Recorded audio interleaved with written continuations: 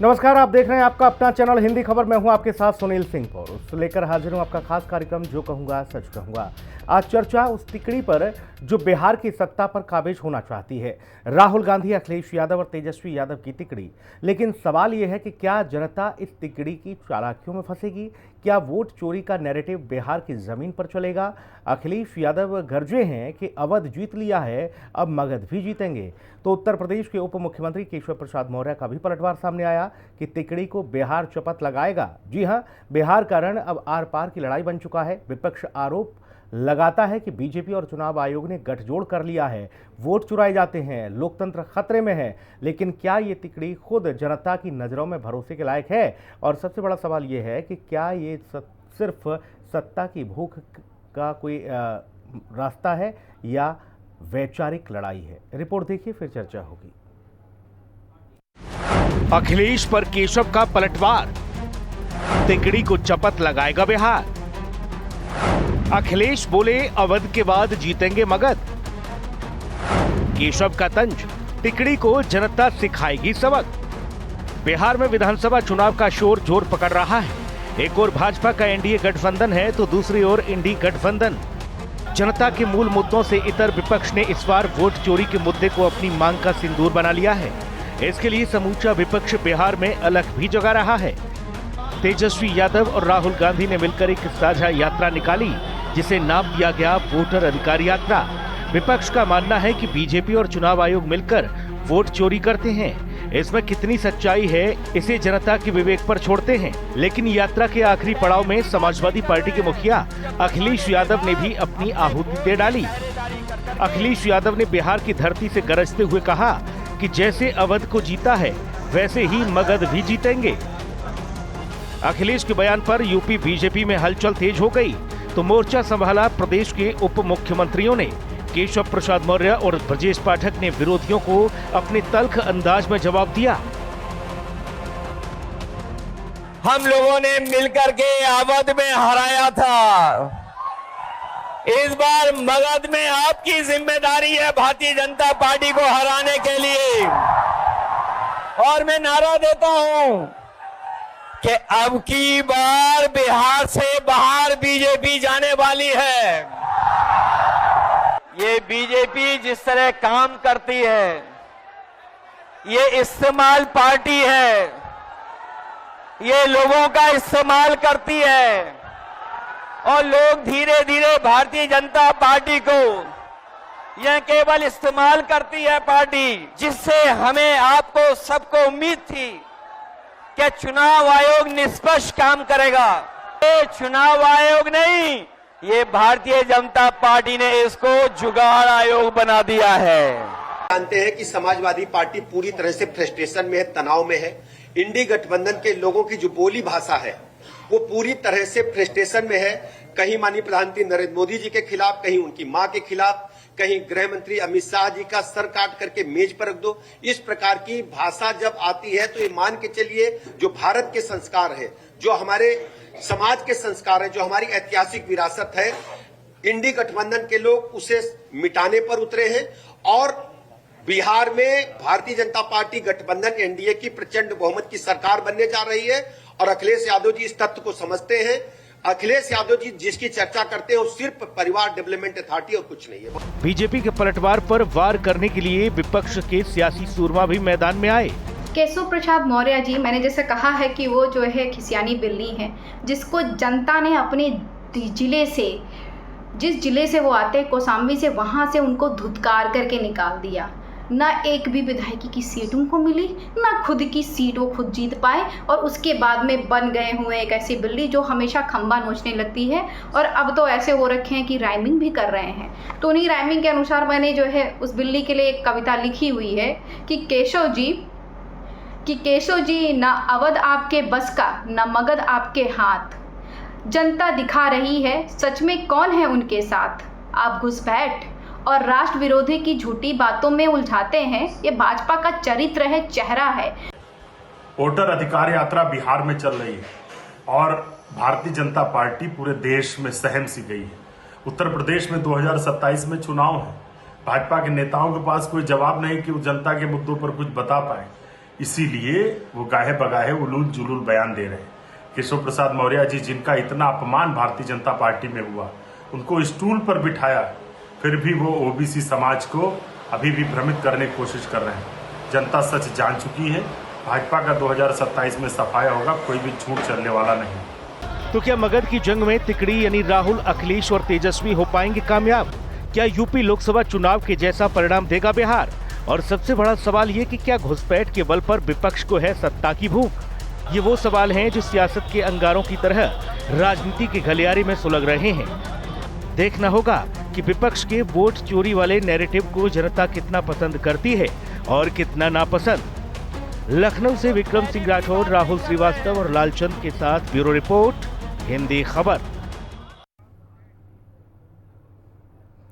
मेहमानों से आपको रूबरू करा देते हैं। श्याम सलोनी जी हैं, नेता भारतीय जनता पार्टी। श्याम जी का बहुत स्वागत है। अशोक यादव जी, प्रवक्ता समाजवादी पार्टी, हमारे साथ हैं। अशोक भाई, आपका बहुत स्वागत है। वैभव त्रिपाठी जी हैं, कांग्रेस प्रवक्ता। वैभव भाई, आपका बहुत स्वागत। विश्वनाथ मिश्रा जी, वरिष्ठ पत्रकार, इस चर्चा में मौजूद हैं।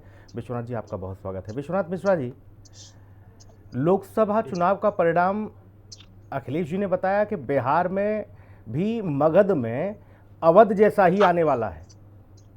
क्या लग रहा है आपको, कैसे देखा जाए इसे?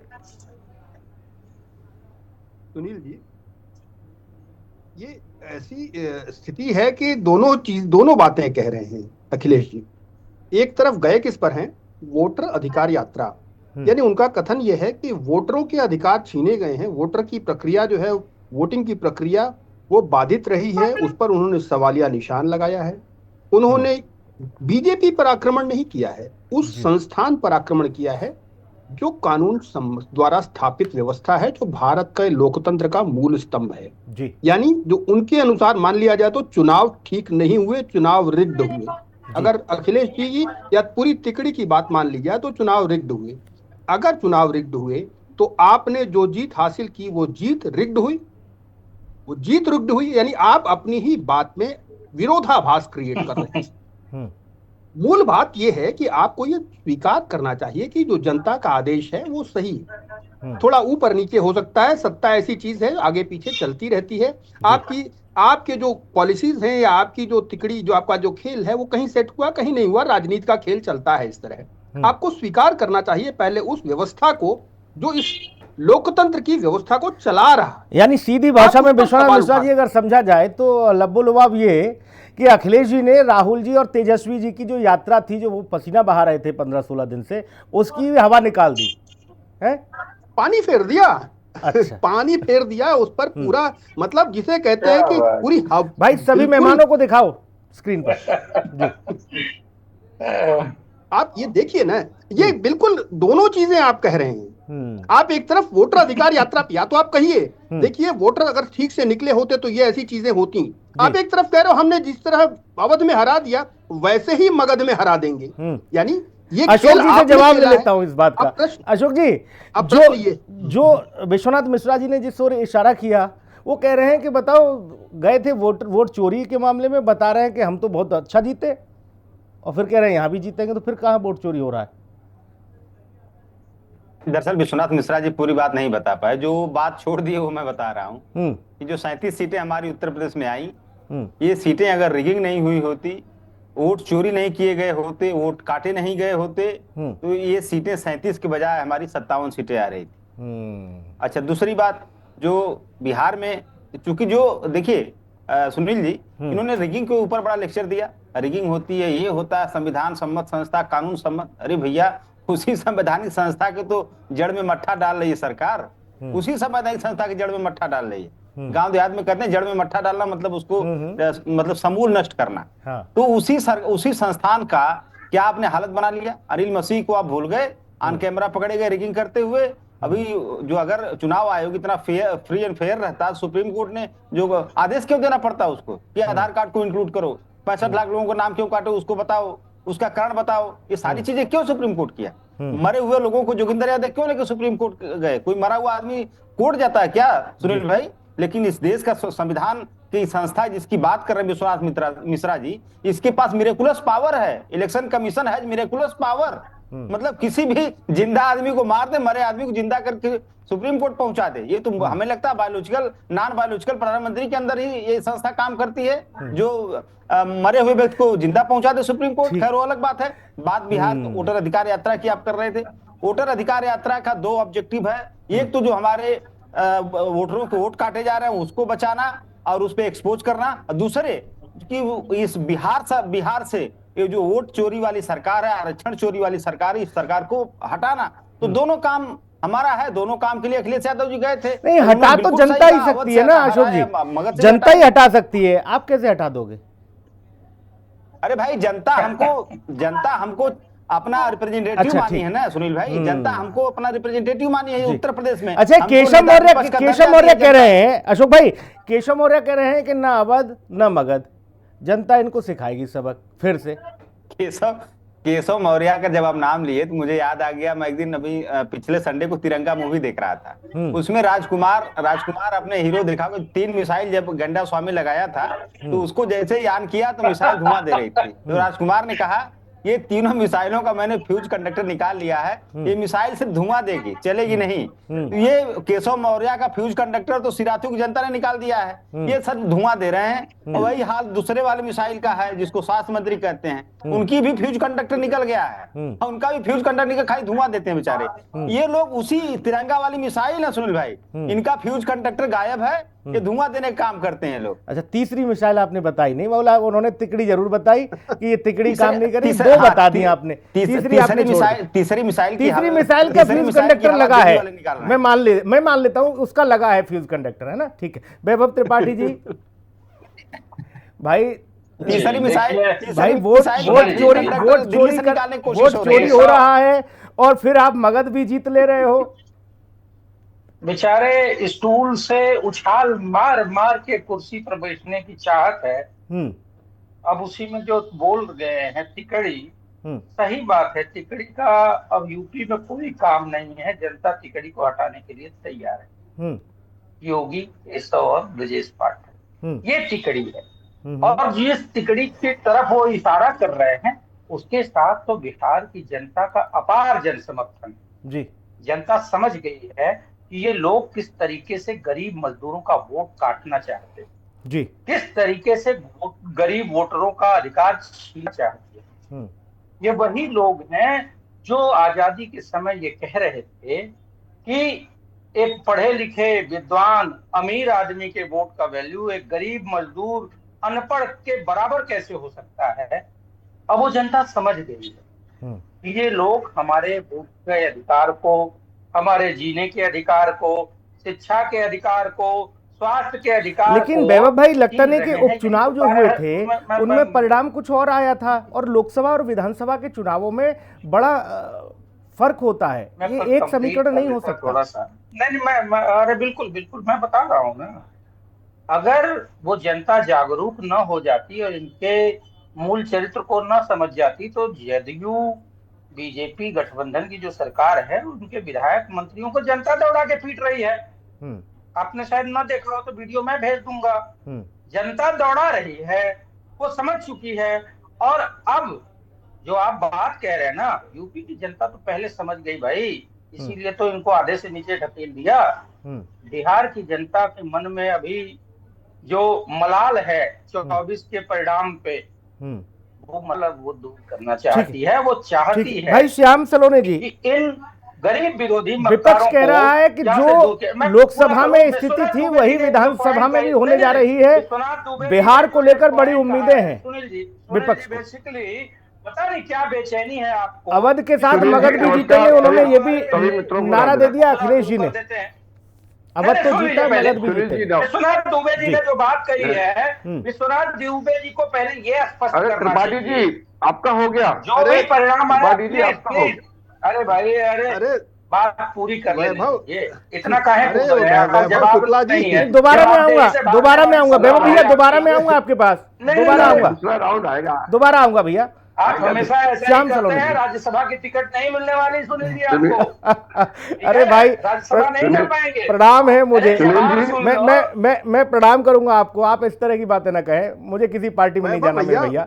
श्याम सलोनी जी। अरे नहीं, बिना पार्टी के भी राज्यसभा कुछ लोग जाते हैं। मैं दो लाइनों से अपनी शुरुआत करता हूँ। भाई पत्रकार को अंडर एस्टिमेट मत किया करिए, एक निवेदन है। क्या बात है, अंडर एस्टिमेट मत करिए, कई बार ये बैकफायर कर जाता है। ठीक, आज ठीक, कोई बात नहीं, मुस्कुराने का बढ़ाइए, मुस्कुराने का बढ़ाइए। और अशोक भाई हमारे फिल्मी बातें बता देते हैं। श्याम सलोनी जी की बात, अभी सिर्फ श्याम सलोनी जी की आवाज आएगी, अभी सिर्फ श्याम जी की आवाज। समय का अभाव होता है जी। देखिए सुनील जी, बड़ा हसीन है इनकी जबान का जादू। अभी इनकी एक मोहतरमा कुछ लाइन पढ़ रही थी समाजवादी पार्टी के, बड़ा हसीन है इनकी जबान का जादू। लगा के आग बहारों की बात करते हैं, जिन्होंने रात में चुन चुन करके बस्तियां लूटी, वही आज सौहार्द की बात करते हैं। तो माननीय अखिलेश यादव जी, आपके शासन काल में जनता किस तरीके से परेशान रही, किस तरह से जनता के ऊपर क्या क्या परेशानियां विपत्तियां आई, किस माहौल से गुजरे वो लोग, अब वो उसको समझ चुके हैं। कुछ कमियां, कुछ वायदे भाजपा के मान लीजिए पूरे नहीं हुए होंगे, उसे जनता स्वीकार कर लेगी, लेकिन आपकी सरकार को नहीं आने देगी। दूसरी बात, राजनीति में कई बार बड़े ऐसा क्यों इनकी सरकार क्यों नहीं आ सकती? मैं बताऊं, नहीं इसलिए नहीं आ सकती है कि जो नेता अपने पिताजी को, अपने चाचा को धक्का दे सकता है और सत्ता हत्या कर सकता है, पार्टी से निकाल सकता है, राजनीतिक वो जनता का क्या भला करेगा? सुन लीजिए अशोक जी, आपका समय आएगा, भूलिएगा। जब इनके मन में इतना चोर शुरू से था, कांग्रेस के मन में तो शुरू से चोर था, 1-2 वोट मिलने वाले और 13 वोट लेने वाले, वोट चोर आज हमको चोर कहता है। ये धोखेबाज पार्टी है, धोखेबाज पार्टी। आज जब तेजस्वी यादव ने कहा कि हम राहुल जी को प्रधानमंत्री बनाएंगे, ये सब स्वार्थ में टिके हुए, कोई किसी को नहीं बना रहा है। उन्होंने एक लॉलीपॉप राहुल जी को दे दी, और राहुल जी के मन में देखिए उन्होंने ये भी नहीं कहा कि हाँ ये मुख्यमंत्री के दावेदार हैं। वो इनको दावेदार नहीं मानते, क्योंकि वो जानते हैं कि राहुल जी की सरकार ने इनके पिताजी को चारा घोटाले में कराया था। उनको इनका इतिहास मालूम है कि ये चोर है, सब चोर हैं ये। अरे भाई, वो मटन बनाना सिखा रहे थे, आप कह रहे हो कि जेल पहुंचाया था, वो बता रहे थे कि मटन की रेसिपी कैसी है। जरूरत नहीं है इनको, ये सब जानते हैं एक दूसरे को। सुनील जी, इनको सबको एक दूसरे की हैसियत मालूम है। अब देखिए, बेगानी शादी में अब्दुल्ला दीवाना, अब अखिलेश जी के उत्तर प्रदेश में क्या हलचल हुई आप लोगों में, मैं उसको समझने की कोशिश करूंगा। श्याम भाई, दोबारा आऊंगा आपके पास, एक टिप्पणी में विश्वनाथ मिश्रा जी की लूंगा। वैभव भैया आऊंगा आपके पास, बारी बारी से आने दीजिए। विश्वनाथ मिश्रा जी, वोट तो देखिए चुनाव आयोग ही डलवाएगा, चुनाव वही करेगा, और संभवतः हफ्ते 10 दिन में निर्वाचन आयोग तारीखों का ऐलान भी कर दे बिहार में। तो क्या ये माना जाए कि समूचा विपक्ष बाइकआउट कर जाएगा कि हम चुनाव नहीं लड़ेंगे क्योंकि वोट चोरी हो जाता है?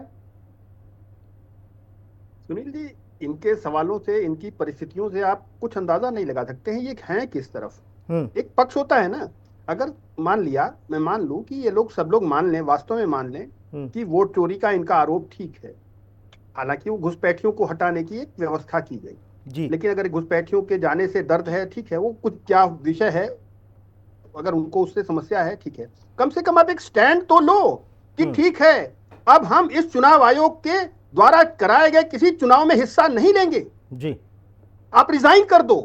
अभी बदलाव होगा, अगर आपकी बात, जनता को एहसास होगा कि आपकी बात में दम है, तो जनता आपको बिल्कुल एन ब्लॉक सपोर्ट करेगी, सड़क पर उतर आएगी जनता। आपको जनमानस की भावनाओं का अंदाजा नहीं है जी, आप केवल ऊपर से हवाई केवल फायरिंग करके और सोचते हो कि लोगों को गुमराह करेंगे और ऐसे काम नहीं। मैं आपको बता रहा हूं वैभव भाई, सुनिए, आप सुनो, स्थिति यही है, आपको अंदाजा नहीं है, आप ये सोचते हो, आप अलग अलग, सुन लीजिए, मैं आपको राजनीतिक स्वरूप बता रहा हूं। आप याद करिए, चौकीदार चोर से शुरू ही परंपरा आज कहां आ गई? वोट अधिकार, वोट चोरी हो रहा है। उसके बीच में कई आपने पड़ाव लगाए, क्या जनता ने आपकी किसी बात पे विश्वास किया? कभी बैठिए एकांत में तो चर्चा करिए कि क्यों नहीं विश्वास किया, आपको जनता ने क्यों हर मुद्दे पर छोड़ा, आपकी हर अक्यूजेशन का, हर आरोप को जनता ने नकारा और उसी पार्टी को, उसी सत्ता को तीसरी बार अगर स्थापित किया तो बड़ा सवाल है। डिस्पाइट एंटी इनकम्बेंसी हम लोग चुनाव देखते रहे हैं कि दूसरी बार एंटी इनकम्बेंसी हैवी हो जाता, तीसरी बार तो बहुत हैवी हो गया। लेकिन तो विपक्ष कह रहा है कि हमने जो यूपी में परिणाम दिया था वो परिणाम बिहार में लेने जा रहे हैं हम। सुनील जी, मुझे लगता है कि एक पक्षकार विश्वनाथ जी ही हैं, इसी वजह से आपको समय ज्यादा दे रहे हैं। सवाल ये है, मैं अशोक भाई के पास जाऊंगा। ठीक है वैभव भाई, हम कह रहे हैं अशोक जी, प्लीज अशोक जी, सुनील जी बात पूरी होने दीजिए। अरे भैया उनकी बारी, अभी उनका नंबर तो आ जाने दो, आपके ही सहयोगी हैं, रुक जाओ। अशोक त्रिपाठी, ठीक, वैभव भाई रुक जाओ। अशोक यादव जी, सुनील भाई ने किसी के सहयोगी नहीं, जो बात विश्वनाथ मिश्रा जी उठा रहे हैं, या ये माना जाए कि भाई आपने वोट चोरी को लेकर एक बड़े फलक पर आंदोलन चलाया है, दिल्ली से लेकर बिहार में आप लोग यात्रा पर भी हैं, क्या चुनाव आयोग के द्वारा तारीखों का ऐलान होने के बाद कुछ ऐसा देखने को मिलेगा सामूहिक तौर पर विपक्ष की ओर से कि हम चुनाव नहीं लड़ने जा रहे क्योंकि ये वोट चोर आयोग है? अशोक जी, देखिए सुनील जी, अगर कोई अगर गलत काम कर रहा है तो उस गलत काम के प्रति आंखें बंद कर लेना भी एक कायरता होती है जी। तो अगर चुनाव आयोग चोरी कर रहा है तो हमको नेता विपक्ष, चाहे कांग्रेस पार्टी को केंद्र में या समाजवादी पार्टी को यूपी में, इसी देश की जनता ने बनाया है, ये विश्वनाथ मिश्रा जी ने नहीं बनाया है जी। और जनता के जो मनोभावना है, वो जनता की मनोभावना के अनुसार जो चोरी करने वाले को हमने चोर कहा, तो इसमें गलत तो कुछ है नहीं। दूसरी चीज, अभी इन्होंने कहा कि बाइकाट करना चाहिए। अरे भैया, हम लोग सावरकर नहीं है मिश्रा जी, हम लोग अंग्रेजों से भी लड़े, हम लोग हर बुराई करने वाले। अशोक जी, आप सावरकर की चर्चा फिर छेड़ रहे हो। सावरकर ये भागने वाला कैरेक्टर हम लोगों का नहीं है, ये भागने वाला, छुपने वाला, माफी मांगने वाला, पेंशन लेने वाला, इस कैरेक्टर में हमको मत शामिल करिए। घबराता कौन है? वैभव त्रिपाठी जी, मिश्रा जी, घबराता जी, हम लोग, अरे मिश्रा, इसी चुनाव आयोग से चुनाव होगा जिसको आप चोर बता रहे हो, वही चुनाव आयोग चुनाव कराएगा। देखिए, अब सुनील जी, मैं ये उम्मीद करूंगा इस बात तो बात पूरी हो जाएगी। हाँ, जल्दी से करिएगा बात पूरी। मिश्रा जी जो बात कह रहे हैं, देखिए वोट चोरी के साथ हमने आरोप लगाए हैं, लेकिन और चुनाव आयोग हारेंगे नहीं, हार नहीं मानेंगे। ठीक है अशोक जी, वैभव भाई की बात आ जाने दीजिए। हम लोग डरने वाले नहीं है। देखिए, चुनाव आयोग की जिम्मेदारी है कि वो निष्पक्षता के साथ सभी दलों की बात सुने और उनको संतुष्ट करे। अगर कोई आरोप लगाया गया है तो उस पे उनको ये बताना चाहिए कि ये जो प्रूफ हम दे रहे हैं उस पे उनका स्टैंड क्या है। लेकिन चुनाव आयोग ने जवाब नहीं दिया। मुख्य चुनाव आयुक्त ने एक झूठ बोला। अखिलेश यादव जी ने कहा कि 18,000 एफिडेविट हमने दिए हैं, लेकिन उन्होंने कहा एक भी नहीं मिला। अब CEO Uttar Pradesh, chief electoral officer Uttar Pradesh ने कह दिया कि हमको मुख्य चुनाव आयुक्त कार्यालय से ही करीब 3,500 एफिडेविट और शिकायतें मिली हैं 2022 के चुनाव के बाद, लेकिन हम अभी तक उसमें 76, 74, 75 विधानसभाओं का मामला है, हमने उसमें 5 विधानसभा में वेरिफिकेशन किया है। ऐसे 200 साल लगेंगे चुनाव आयोग को। मिश्रा जी जो बात कह रहे हैं, चुनाव आयोग पे जो आरोप है, विपक्ष कह रहा है कि चुनाव आयोग को स्पष्ट कर देना चाहिए, हमें संतुष्ट कर देना चाहिए। करते हैं ठीक नहीं है, आप जो करते हैं ठीक नहीं है, आप पूरे नहीं होने दे रहे हैं। अखिलेश जी ने कहा अपनी रैली में अभी परसों बिहार में इस्तेमाल करते हैं। अखिलेश जी का देखिए इस्तेमाल करने का तरीका कितना अच्छा है। स्वामी प्रसाद मौर्य पिछड़े वर्ग के नेता को इस्तेमाल किया और धर्म के खिलाफ बुलवाया और उनको निकाल के बाहर फेंक दिया। उन्होंने मोदी जी को इस्तेमाल किया अपने वोट गिराने के लिए, सुननी है तो आप जी को बाहर कर दिया, फिर कांग्रेस के साथ आ गए। तो इस्तेमाल करने का तरीका इनको कितना अच्छा आता है। आजम खान जी को इस्तेमाल किया, तो आजम खान जी की मांग मिलने लगी मुस्लिम समाज में कि आजम खान को मुख्यमंत्री बनाइए, आजम खान को अध्यक्ष बनाइए, तो इन्होंने आजम खान को भी एक साइड कर दिया। देखना बहुत महत्वपूर्ण है केवल इस्तेमाल करते हैं कि बिहार में जो तारीखों का ऐलान होगा उसके बाद से विपक्ष की ओर से क्या कोई नई एक लकीर खींची जाएगी। चुनाव आयोग वोट चोर है, ये संस्था, ये आरोप लगातार लग रहा है और इसी वोट चोर आयोग के द्वारा जो विपक्ष ने बनाया है उसके ही द्वारा आपको चुनावी मैदान में जाना है। आप वोट डलवाएंगे भी, आप जीतेंगे भी, आपके परिणाम भी आएंगे। क्या ये विपक्ष के लिए कोई एक नए तरह का प्रयोग है, वोट चोर आयोग बना देना चुनाव आयोग को? ये भी बहुत महत्वपूर्ण है। बहुत शुक्रिया सर चर्चा में जुड़ने के लिए। समय का अभाव मेरे पास, बहुत धन्यवाद। खास कार्यक्रम में इतना ही, नमस्कार।